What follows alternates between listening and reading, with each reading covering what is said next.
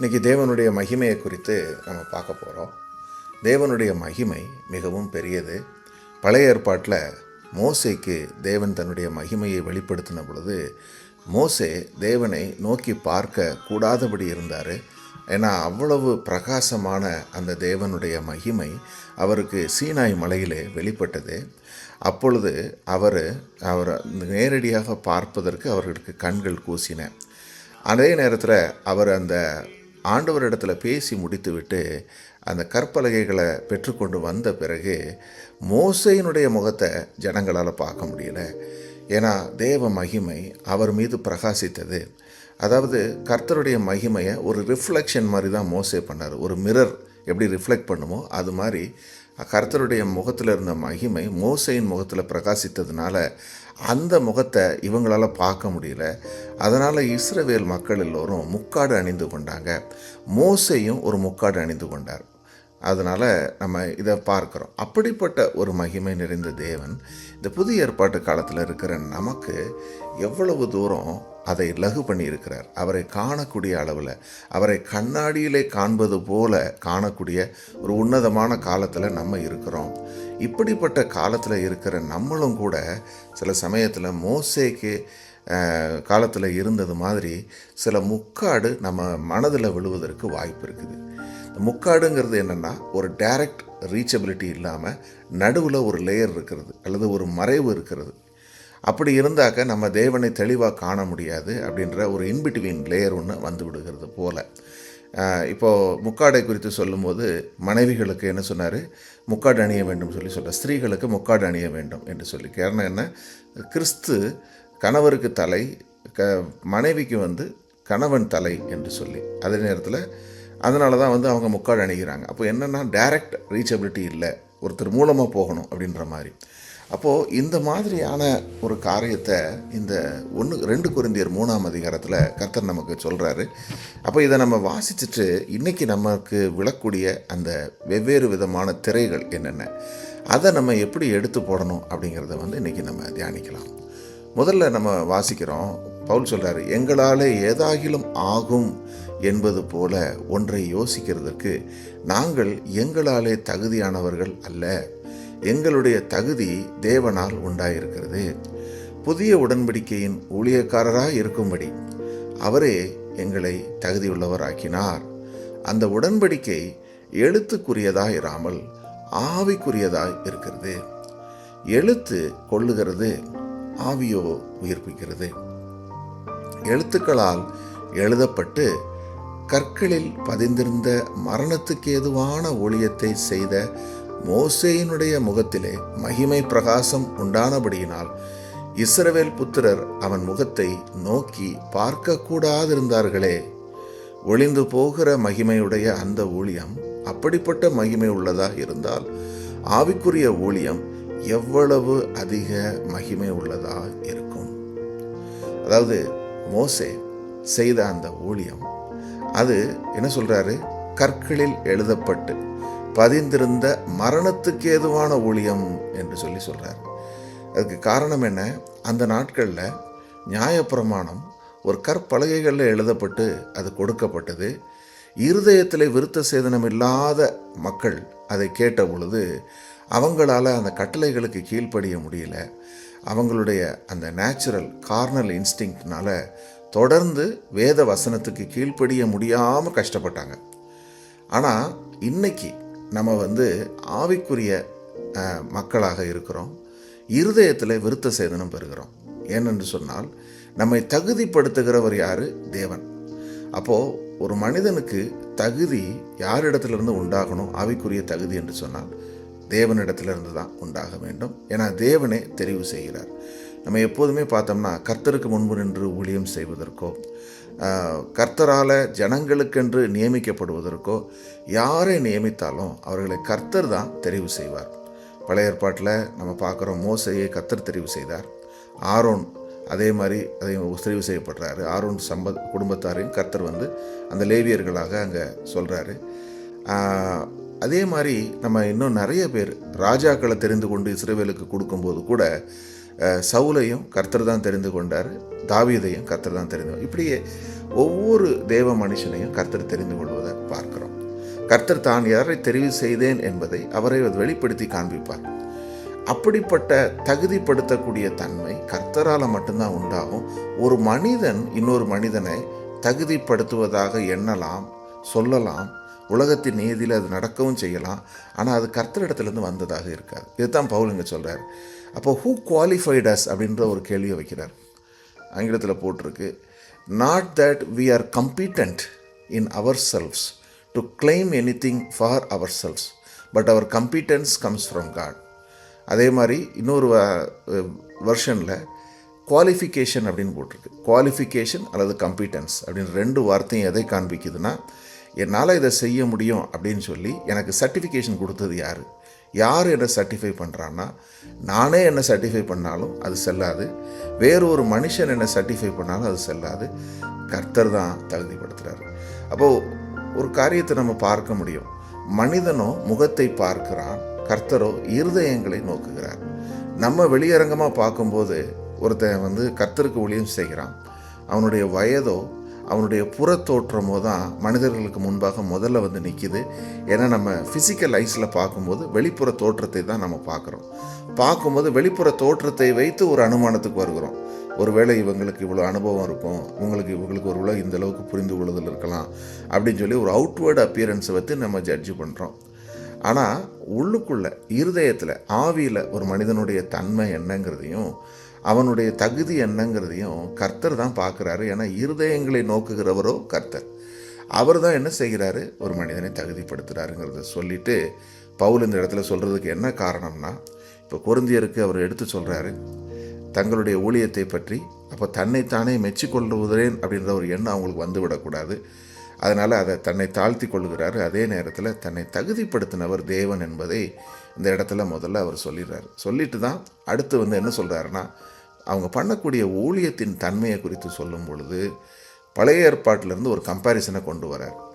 முன்பு இருந்த ஊழியத்துக்கும் இப்போது இருக்கிற ஊழியத்துக்கும் உள்ள வித்தியாசத்தை நீங்கள் புரிஞ்சு கொள்ளுங்க அப்படின்னு சொல்கிறதன் மூலமாக இந்த மகிமை பிரகாசத்தை குறித்து சொல்லும் பொழுது இதை சொல்கிறாரு. அப்புறம் சொல்கிறாரு, முன்பு இருந்த ஊழியம் அது எவ்வளோ மகிமையாக இருந்துச்சுன்னா ஆவிக்குரிய ஊழியம் இன்னும் எவ்வளோ மகிமையாக இருக்கும் அப்படின்னு சொல்கிறார். ஆக்கினையை கொடுக்கும் ஊழியம் மகிமை உள்ளதாக இருந்தால் நீதியை கொடுக்கும் ஊழியம் அதிக மகிமை உள்ளதாக இருக்குமே. ஏன்னா பழைய ஏற்பாட்டு ஊழியத்தில் மோசே அந்த ஆகமங்களை எல்லாம் விளக்கி சொன்னார் இல்லையா. அன்னைக்கு நம்ம இப்போ உட்காந்து பைபிள் ஸ்டடி பண்ணுற மாதிரி தான் அன்னைக்கும் மோசே எடுத்து வாசிக்கும்போது ஒரு பைபிள் ஸ்டடி மாதிரி தான் அன்றைக்கி இருந்திருக்குது. அவர் வாசிக்க அவங்க எல்லாரும் அதை கேட்டுக்கொண்டே இருந்தாங்க. ஆனால் பாருங்கள், அன்னைக்கு அவங்களுக்குள்ள பரிசுத்தாவியானவர் இருந்து அதை விளக்கி சொல்லக்கூடிய ஒரு காலகட்டம் இன்னும் வரவில்லை. ஏன்னா கிறிஸ்து இன்னும் மகிமைக்குள்ளே பிரவேசிக்கவில்லை. அதனால் அவங்க என்ன செஞ்சாங்க, அவங்க காதார கேட்டாங்க, அவங்க புரிஞ்சுக்கிட்டாங்க, என்ன செய்யணும் அப்படின்றத புரிஞ்சுக்கிட்டாங்க. அதன்படி நடக்கணும்னு மாம்சத்தில் முயற்சி செய்து கொண்டே இருந்தாங்க. ஆனால் விசுவாசம் இல்லாமல் முயற்சி செய்தவங்க எல்லாருமே தோற்று போனாங்க.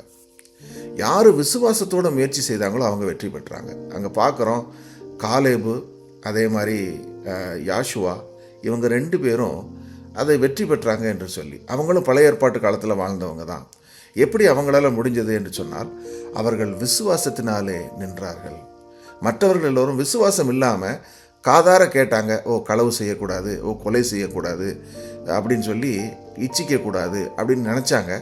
ஆனால் நினச்சதுக்கு எதிர்மாறான பிரமாணம் இருதயத்திலிருந்து தோன்றுனதுனால தொடர்ந்து அவங்க இச்சித்தாங்க. தொடர்ந்து அந்த பாவங்கள் ஒன்று ஒன்றா செஞ்சுக்கிட்டே இருந்தாங்க. செஞ்சுட்டு வருத்தப்பட்டாங்களே தவிர செய்யாதபடி தடுக்கிறதுக்கான ஒன்றுமே அவங்கக்கிட்ட அன்னைக்கு இல்லை. ஆனால் இன்னைக்கு மனம் திரும்பி இயேசு கிறிஸ்துவுக்கு உட்பட்டிருக்கிற உங்களுக்குள்ளேயும் எனக்குள்ளேயும் பரிசுத்த ஆவியானவர் இருப்பதுனாலே அவர் என்ன செய்கிறாரு, நம்ம பாவம் செய்யக்கூடாதபடி நமக்கு உள்ளே இருந்து நம்முடைய சுத்த மனசாட்சியில் பேசுகிறாரு.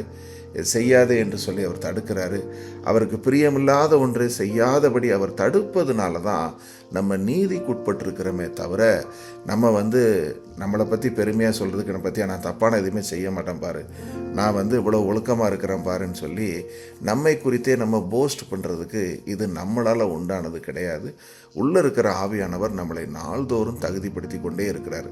இதை நம்ம ரொம்ப தெளிவாக மீண்டும் மீண்டும் சொல்கிறோம். எதுக்காக அப்படின்னா, நம்மளாலே ஒன்றை ஆகும் என்ற நினைப்பு வந்துவிட்டாலே நம்ம என்ன செய்ய ஆரம்பித்து விடுவோம், நம்ம பழைய ஏற்பாட்டுக்கு போக ஆரம்பிச்சிடுவோம். பழைய ஏற்பாடுங்கிறது என்னென்னா, இந்த மாதிரி ஒரு ஆசாரியனுக்கு முன்னாடி நிற்கிற ஜனங்கள், தேவனுக்கும் நமக்கு மத்தியில் ஒரு ஆசாரியன் தான் நமக்காக போய் ப்ரேயர் பண்ணணும் அப்படிங்கிற மென்டாலிட்டிக்கு நம்ம வந்துட்டோம்னா, நம்ம தேவனை நாள்தோறும் காணவும் மாட்டோம், அவரோடு பேசவும் மாட்டோம், ஆவிக்குள்ளான வகையில் நம்முடைய இருதயத்தை புதுப்பிக்கவும் மாட்டோம். மீண்டும் பாவம் நம்ம வாழ்க்கைக்கு வர தொடங்கிவிடும். அப்படி வர வைக்கிறதுக்கான காரணங்கள் என்னென்ன அப்படின்றத நம்ம பார்க்க போகிறோம். அதுக்கு முன்னாடி நம்ம மிச்சம் இருக்கிற வசனங்களை வாசித்து விடுவோம். நாங்கள் இப்படிப்பட்ட நம்பிக்கையை உடையவர்களாய் இருப்பதனால் மிகவும் தாராளமாய் பேசுகிறோம். மேலும் ஒளிந்து போவதின் முடிவை இஸ்ரவேல் புத்திரர் நோக்கி பாராதபடிக்கு மோசே தன் முகத்தின் மேல் முக்காடு போட்டுக்கொண்டது போல நாங்கள் போடுகிறதில்லை. அவர்களுடைய மனது கடினப்பட்டது. இந்நாள் வரைக்கும் பழைய ஏற்பாடு வாசிக்கப்படுகையில் அந்த முக்காடு நீங்காமல் இருக்கிறது. அது கிறிஸ்துவினாலே நீக்கப்படுகிறது. அப்போது ஒரு காரியம் பாருங்கள், இன்றைக்கும் இஸ்ரவேல் இருக்குது. அன்னைக்கு எப்படி மோசே வாசிக்கும்போது முக்காடு போட்டு கேட்டாங்களோ, அதே மாதிரி இன்றைக்கும் ஜெப ஆலயங்களில் அவங்க மோசேயினுடைய ஆகமங்களை வாசிக்கிறாங்க. வாசிக்கும்போது அங்கே போகக்கூடிய யூதர்கள் முக்காடு போட்டுக்கொண்டு அதை கேட்டுக்கொண்டே இருக்கிறாங்க. இன்னைய வரைக்கும் அந்த முக்காடு நீங்கலை. எப்போ இயேசு கிறிஸ்துவை விசுவாசித்து ஏற்றுக்கொள்கிறார்களோ அப்பொழுது அந்த முக்காடு அவர்களை விட்டு நீங்கி போகுது. அப்போ இந்த முக்காடுங்கிற வார்த்தை இன்னொரு விஷயத்தையும் ரெப்ரசன்ட் பண்ணுது. அது என்ன தெரியுமா? இருதய கடினம். இருதய கடினம்ங்கிறது என்ன? கர்த்தர் பேசிடுவார், ஆனால் நான் ஏற்றுக்கொள்ள முடியாதபடி எனது இருதயம் கடினப்படுகிறது. இதைத்தான் நம்மளுடைய பழைய வாழ்க்கையில் நம்ம அனுபவமாக பார்க்குறோம். நம்ம மனம் திரும்பாமல் ஒரு ரிலீஜியஸ் பீப்புளாக இருந்தோம் இல்லைங்களா? அப்போது நம்ம என்ன இருந்ததுன்னா, சபைக்கு போயிருப்போம், சர்ச்சில் இருந்திருப்போம், ஏதாவது ஒரு காங்கிரிகேஷனில் ஒரு டினாமினேஷனல் சர்ச்சில் உட்கார்ந்துருந்துருப்போம். அங்கேயும் இதே மாதிரி ஒரு பாஸ்டரோ ஒரு ஃபாதரோ எடுத்து வசனத்தை வாசிச்சிருப்பாங்க, ஒரு செரிமோனியெல்லாம் எல்லாத்தையும் செஞ்சுருப்பாங்க. ஈவன் திருவிருந்தில் கூட பங்கு பெற்றிருப்போம், எல்லாம் செஞ்சுருப்போம். ஆனால் கிறிஸ்துவுக்கும் நமக்கும் எந்த சம்பந்தமும் இருந்திருக்காது. அங்கே சபை முடிந்து வீட்டுக்கு வெளியில் வர்றதுக்குள்ளே பாவ காரியங்களை செய்ய தொடங்கி விடுவோம். அல்லது அங்கே இருக்கும்போதே கூட நம்ம வேற ஏதாவது வேடிக்கை பார்த்து கொண்டு அந்த மாதிரி இருந்திருப்போமே தவிர தேவ பிரசன்னத்தை உணர்ந்திருக்கவே மாட்டோம். அதிகபட்ச உணர்வு என்னென்னா, நம்ம அந்த இடத்துல இருக்கிறோம், ஒரு ஹோலி பிளேஸில் இருக்கிறோங்கிற ஒரு எண்ணம் மட்டும் இருந்திருக்கும். அதனால் நமக்குள்ளே என்ன ஒரு எண்ணம் இருந்தாயிருக்குன்னா, ஆனால் ஒரு தனிப்பட்ட உறவு இல்லாத ஒரு காலகட்டம் அப்போது இருந்தது. அதுதான் இந்த முக்காட்டின் காலகட்டம் அப்படிங்கிறத இந்த இடத்துல சொல்கிறாரு. ஆனால் எப்போ அந்த முக்காடு எடுபடும்? கர்த்தரிடத்தில் மனம் திரும்பும் பொழுது தான் அந்த முக்காடு எடுபட்டு போகும். அதனால தான் மனம் திரும்புதல் என்பது புதிய ஏற்பாட்டின் மைய புள்ளியாக இருக்குது. அப்போது பிறப்பால் ஒருத்தன் கிறிஸ்துவை அறிந்தவனாக இருந்தாலும், கிறிஸ்தவ குடும்பத்திலே பிறந்திருந்தாலும், அவன் மெய்யாகவே தேவ வசனத்தின்படி மனம் திரும்பி ஆண்டவராகிய இயேசு கிறிஸ்துவின் நாமத்தினாலே அவன் ஜலத்தினாலும் ஆவியினாலும் பிறக்கும் பொழுது தான் அந்த முக்காடு எடுபட்டு போகுது.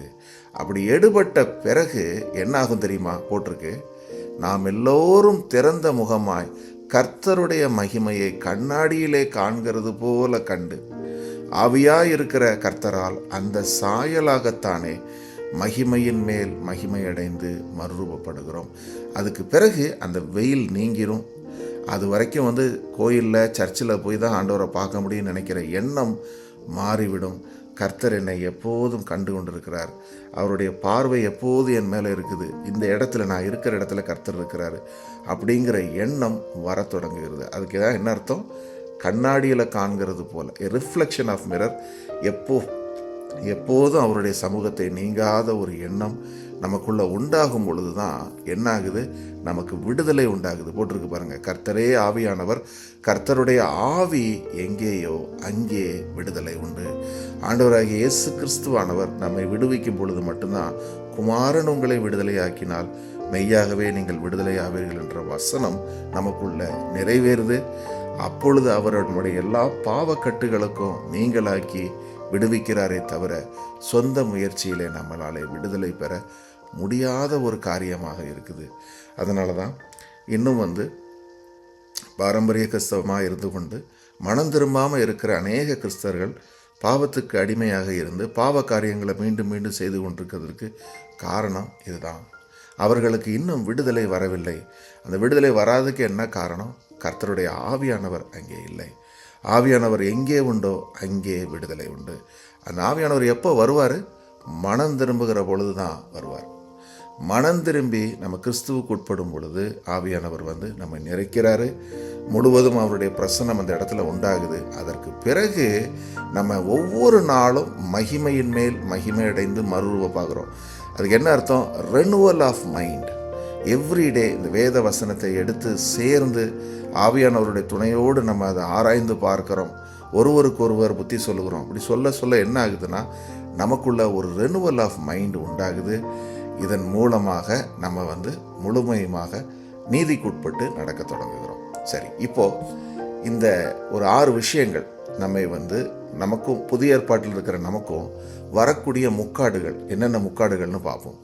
ஒன்று என்ன? சின் அப்படிங்கிற பாவம் என்கிற ஒரு திரை. இந்த வெயில் தேவனுடைய தரிசனத்தை மறைத்துவிடும். இப்போ என்ன சொல்கிறாரு ஆவியானவர் நம்மக்கிட்ட வரும் பொழுது, அவர் நமக்கு நீதியை குறித்து உணர்த்துவார்னு தான் போட்டிருக்கு. பாவத்தை குறித்து உணர்த்துவதில்லை, நீதியை குறித்து உணர்த்துறாரு. ஏன்னா நம்ம இனி பாவம் செய்ய முடியாது என்று சொல்லி வசனம் சொல்லுது. ஆனால் நம்ம மனப்பூர்வமாக பாவம் செய்ய முடியும். எப்படி என்று சொன்னால், நம்ம ஆவியானவர் சொல்கிறத கேட்காம நம்ம விருப்பப்படி தான் செய்வோம் என்று சொல்லி, ஒரு ஊழியமாக இருந்தாலும் சரி, சொந்த வாழ்க்கையாக இருந்தாலும் சரி, எனக்கு பிடிச்சதை தான் நான் செய்வேன் என்று சொல்லி மாம்சத்துக்கு ஏதுவாக நம்ம நடக்க தொடங்கிட்டோம்னா மீண்டும் பாவம் உள்ளே வர தொடங்கும். அப்போ என்ன நடக்கும்? நம்ம கண்ணாடியில் காண்றது மாதிரி அவரை காண முடியாது. அவரோடு அந்த தொடர்பை அது மறைத்து விடும். ஸோ அப்போ இதை நம்ம ரொம்ப கவனமாக பார்க்கணும். அடுத்தது என்ன? லீகலிசம் அல்லது லா மைண்ட் செட்.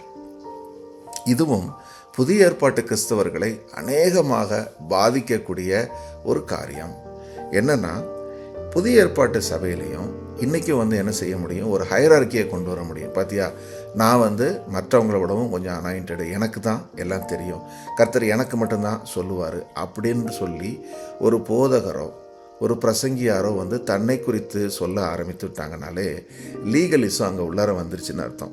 ஏன்னா உன்னை புரிந்து கொள்கிறோம், நம்ம ஒவ்வொருத்தருமே கிறிஸ்துவின் சரீரத்தில் ஒரு அவயவமாக இருக்கிறோம். எல்லா அவயவங்களும் முக்கியமானது தான். ஒரு அவயம் பாடுபட்டால் எல்லா அவயவமும் அதோடு சேர்ந்து கூட பாடுபடும். ஒரு அவயவத்துக்கு மேன்மை கிடைத்தா எல்லா அவயவமும் சந்தோஷப்படும்னு பார்க்குறோம். அந்த ஒரு மனநிலை இல்லாத ஒரு இடத்துல லீகலிசம் வர ஆரம்பித்து விடும். நான் ஒரு ஏற்றத்தாழ்வு, ஆண்டவராகிய இயேசு கிறிஸ்துவின் சீஷர்களுக்கு கூட அந்த ஏற்றத்தாழ்வு வர ஆரம்பிச்சுது. ஒரு சீஷர் இன்னொரு சீஷரை பார்த்து இவரை விட நான் மேலானவர்னு சொல்ல ஆரம்பித்த போது தான் ஆண்டவராகிய இயேசப்பா அதை கடிந்து கொண்டார். அப்போது இன்றைக்கும் இந்த ஹைரார்க்கிக்கல் மைண்ட் செட் உள்ளார வரும் பொழுது லீகலிசம் உள்ளார வர ஆரம்பித்து விடும். நான் சொல்கிறபடி தான் செய்யணும், எனக்கு தான் இதை பற்றி தெரியும்னு சொல்லி இது யார்? ஏன்னா என்ன ஆகுது, ஒவ்வொருவருக்கும் கிறிஸ்து தலையாக இருக்கிறார். இங்கே இருக்கிற every one of us, Christ is the head. Of course we are coming with a light. அன்னைக்கு எனக்கு கொடுத்துருக்கிற வெளிச்சத்தில் கர்த்தர் சொன்ன விஷயத்தை நான் உங்களுக்கு சொல்கிறேன். இது ஒரு முழுமையான வெளிப்பாடு என்று சொல்ல முடியாது. ஏன்னா இது இப்பொழுது என்ன மூலமாக கொடுக்குற ஒரு காரியம். இப்போ நீங்கள் ஒவ்வொருத்தருமே கர்த்தருடைய சமூகத்தில் உட்காரும்போது அவர் இன்னும் அதிகமாக உங்களோட பேசி உங்கள் வாழ்க்கையில் உங்கள் சூழ்நிலைக்கு தகுந்த ஒரு வெளிச்சத்தை அவர் கொடுக்கும் பொழுது தான் முழுமையாக உங்களால் அந்த சூழ்நிலைக்கு தகுந்த ஒரு முடிவை எடுக்க முடியும். அல்லது நான் போய் அந்த பாஸ்டர்கிட்ட கேட்டு முடிவு செய்வேன், இவரை கேட்டு முடிவு செய்வேன்னு சொல்லி நடந்தோம்னா மறுபடியும் நம்ம அடிமையின் மைண்ட் செட்டுக்குள்ளே வந்து விடுவோம். அப்போது இந்த லீகாலிட்டி என்று சொல்லக்கூடிய இந்த மனோபாவம் கர்த்தருடைய மகிமையை மறைக்கக்கூடிய ஒரு காரியம். ஏன்னா நீங்களோ நானோ டைரெக்டாக கர்த்தர்கிட்ட போகாமல் இருக்கக்கூடிய ஒரு மைண்ட் செட். அல்லது நான் இன்றைக்கி போனேன், சண்டே சர்ச்சுக்கு போனேன், இன்றைக்கி நான் இவ்வளோ ப்ரேயர் பண்ணிட்டேன், அதனால் கணக்கு முடிஞ்சு போச்சுன்னு நினைக்கக்கூடிய ஒரு மனோபாவம் வந்து விடக்கூடாது. ஸோ இது ரெண்டாவது காரியம். மூணாவது, வேர்ல்ட்லினஸ் அண்ட் டிஸ்ட்ராக்ஷன். அன்றாட வாழ்க்கையில் நம்ம சுகபோக எண்ணங்கள், சொந்த ஆசை, நம்ம முதலே பார்த்தோம், எனக்கு பிடிச்சது தான் நான் செய்வேன்னு சொல்லக்கூடிய ஒரு காரியம் பாவத்துக்கும் இட்டு செல்லுது, நம்மளை டிஸ்ட்ராக்ட் பண்ணுறதாகவும் இருக்குது. ஏன்னா டே டு டே லைஃப்பில் வந்து பார்த்திங்கன்னா நம்ம ஆவிக்குரிய காரியத்தில் செய்ய முடியாதபடி ஏதாவது ஒன்று, அன்னைக்கு ஒரு கவலை, ஒரு வேலையில் ஏதாவது ஒரு காரியம் அல்லது குடும்பத்தில் ஏதாவது ஒரு காரியம் வந்து நம்மை வெகுவாக பாதித்து ஜெபம் பண்ண முடியாதபடி செய்து விடக்கூடிய ஒரு காரியம் உண்டு. நான் சகோதரோட நேற்று பேசி கொண்டிருக்கும்போது சொன்ன ஒரு காரியம் வந்து இதுதான். என்னென்னா, ஒரு திடீர்னு ஆஃபீஸ்லேருந்து ஒரு ஃபோன் வந்து இந்த மாதிரி ஒரு காரியத்தை குறித்து ரொம்ப நேரம் வந்து அவங்க கொஞ்ச நேரம் பேசி முடிச்சுட்டு போன பிறகு ஆஃபீஸை பற்றின நினப்பு மறுபடியும் உள்ளே வந்து மைண்டை நம்ம டிஸ்டர்ப் பண்ணுறது. இந்த மாதிரி ஏதாவது ஒரு வகையில் ஆவிக்குரிய ஒவ்வொரு சகோதரனுக்கும் சகோதரிக்கும் அன்றாட நம்ம வாழ்க்கையில் இந்த மாதிரி சோதனைகள் உண்டாகுது. அப்போது என்னன்னு சொன்னால், நம்ம தொடர்ந்து உள்ளே இருக்கிற ஆவியானவரோடு பேசிக்கொண்டே இருக்கிற பொழுது அவர் என்ன செய்வாருன்னா, ஒவ்வொரு சூழ்நிலையிலையும் நம்ம அதுக்குள்ளே அந்த கவலைகள் நம்ம வியாபிக்காதபடி அல்லது பாவத்தினால் நம்ம இருதயம் கடினப்படாதபடிக்கு அவர் நம்மை அங்கிருந்து விடுவிப்பார். ஸோ இது மூணாவது. நாலாவது, ஃபால்ஸ் டீச்சிங், தியாலஜிக்கல் வெயின். இது என்னன்னு பார்த்தீங்கன்னாக்க, வேத வசனத்தை கலப்பாய் பேசக்கூடிய அல்லது இந்த லீகல் மென்டாலிட்டியுடைய ஒரு சகோதரனோ சகோதரியோ என்ன செய்து விடுவாங்க, வேத வசனத்தை தவறாக போதித்து கிறிஸ்துவனுடைய மகிமையை காண முடியாதபடி செய்து விடுவாங்க. ஆண்டவருடைய வார்த்தை என்ன சொல்லுது, ஒரு மழை பெய்யும் பொழுது அது எப்படி விழுந்து அது பயிர்களை முளைப்பிக்குதோ, அதே மாதிரி ஆண்டவருடைய வசனம் அவரால் சொல்லப்பட்ட பிரகாரம் அதை கொடுக்கிற பொழுது அது பலனை கொடுத்து தான் திரும்பும், அது வீணாக திரும்புறதில்லைன்றார். ஆனால் இந்த ஃபால்ஸ் ப்ரீச்சிங் என்ன செஞ்சிருதுன்னா, வசனத்தை டைல்யூட் பண்ணி அதை அவர் சொன்ன பிரகாரம் சொல்லாமல் அதை மாற்றம் செய்து சொல்லும் பொழுது அது பலனை அளிக்காமல் போய்விடும். அதனால் கேட்குறவங்களுக்கு அந்த நேரம் ரொம்ப ஒரு என்கரேஜிங் ஒரு மெசேஜ் மாதிரி தோணலாம், ஆனால் அதிலிருந்து எந்த பலனும் உண்டாகாதபடி போய்விடும். இதுவும் வந்து என்ன ஆகிவிடுகிறது, ஒரு தியாலஜிக்கல் வெயின் மனசில் விழுறதுனால தவறான டாக்ட்ரின்ஸை நம்பிக்கொண்டு இன்றைக்கும் வந்து நிறைய பேர் ஆண்டவருடைய மகிமையை காண முடியாதபடி இருக்கிறாங்க. இது நாலாவது தடை. ஐந்தாவது என்ன, அன்ஃபர்கிவ்னஸ், பிட்டர்னஸ். நல்ல எல்லாவித வெளிப்பாடுகளும் உள்ளவங்க தான், கிறிஸ்துவோடு கூட நடந்தவங்க தான், ஆனால் மனதுக்குள்ளே ஏதாவது ஒரு காரியம் அவர்களை கடினப்படுத்தக்கூடியது, கொஞ்சம் கசப்பு உணர்வு வந்து விட்டாலேயே நம்ம வந்து என்ன ஆகிவிடுவோம், கசப்பான வேர் முளைத்து எழும்பி அநேகர் தீட்டுப்பட்டது போல நீங்கள் ஆகாதிருங்கள்னு சொல்லியிருக்கு. அப்போது நமக்குள்ளே இந்த கசப்பை கொண்டு வருவதற்கு, விரோத மனப்பான்மையை கொண்டு வருவதற்கு சாத்தான் தொடர்ந்து முயற்சி செய்கிறான். இந்த கசப்பு உணர்வு வருவதற்கு முக்கியமான காரணம் என்ன, எமோஷன்ஸ். முதல்ல நம்ம எமோஷனை டீல் பண்ண கற்றுக்கொள்ளணும். ஏன்னா நம்ம எல்லோரும் உணர்வுள்ள மனிதர்கள் தான். ஆனால் உணர்வு மேலோங்கும் பொழுது என்ன ஆகிவிடுவோம், உறவுகளை மேன்மைப்படுத்த தொடங்கி விடுவோம்.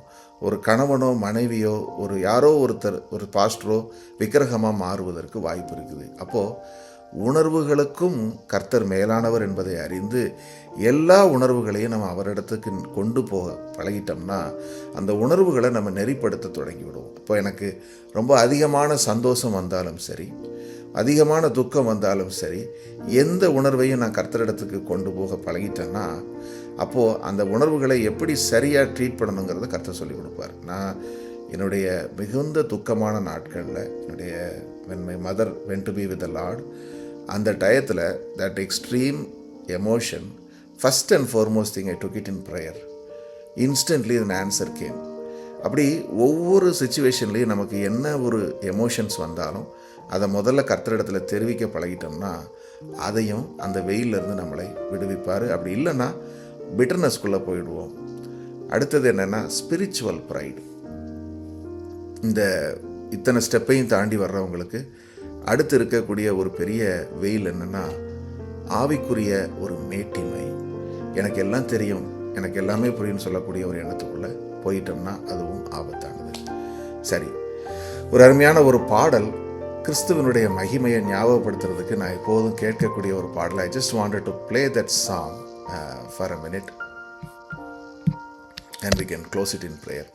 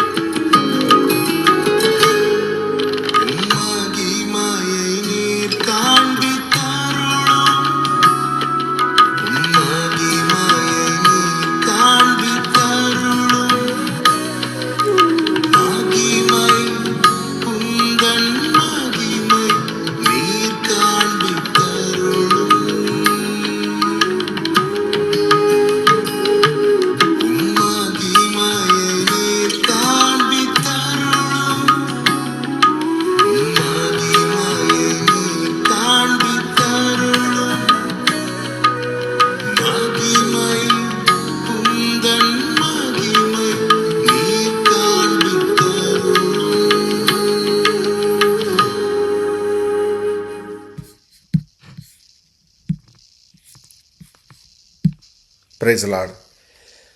இந்த சிந்தனை நம்முடைய இருதயங்களை ஆட்கொள்ளட்டும். கர்த்தருடைய மகிமையை காண வேண்டும் என்கிற ஆவல் ஒவ்வொரு நாளும் நமக்குள்ளே இருக்கும்போது அவர் தன்னுடைய மகிமையை நமக்கு வெளிப்படுத்துவார்.